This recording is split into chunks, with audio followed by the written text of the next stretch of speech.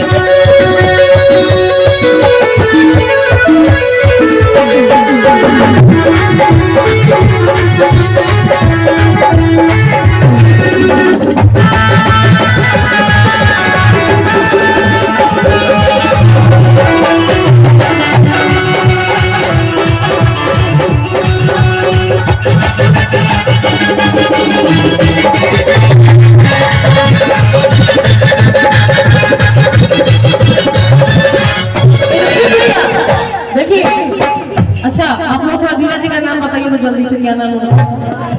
जीजा जी का नाम क्या था जल्दी बताइएगा कंजूस नंबर 1 अरे बता भी दीजिए सर्विस पर जाइए लकी चूस है बहनों ये सभी गाड़ियां का सुनने के लिए होता है तभी सा नाम बताइए जल्दी माफ कर दियो जांच का कहो जीजा जी छे लड़का के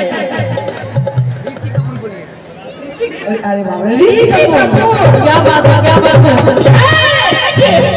देखिए जीजा जी फिर भी छोड़ेंगे नहीं इनको इनके लिए कहना क्या लड़का की जीजा जीजा जी इनके लिए दुल्हन कहना है बिना आशीर्वाद के इतना देर से लोग खटवा रहे हैं जल्दी से कह दीजिए मैंने क्या हाँ ये जगह सही है आपके लिए देखिए कुछ लोग जो एक भोजपुरी गाना कहीं आके चल तू हाँ हो सी भरुआ कहीं आके चल तू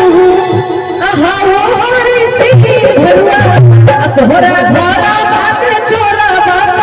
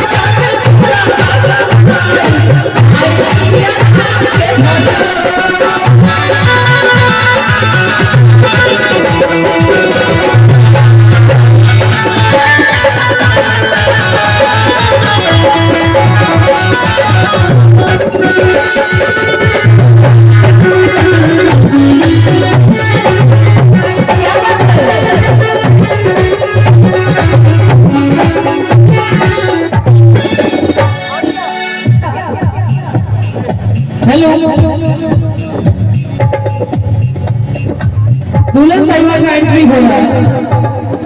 तब तक एक लाइन है ना क्या